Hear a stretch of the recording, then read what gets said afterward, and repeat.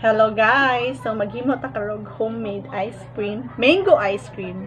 But first, make sure that your hands are clean. So after mapanitan ta ng mangoes, imo na siyang slice, then ready na siya for mixing. Ako na siyang version, ang uban mango ako siyang shred ba ni or i-mash before na ako siya i-mix sa gatas later. I-mix na nato ang condensed milk and Nestle cream.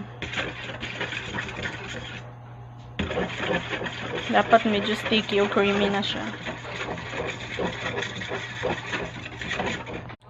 So, since ready na ang atong mixed nga milk, ibutang na nato ato ang mashed nga mango.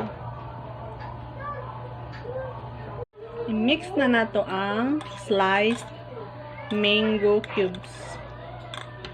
Okay na. Ready na siya para mabutang sa container. Okay na. Tchadan! Una itong homemade mango ice cream. So, butang sa nato siya sa ref.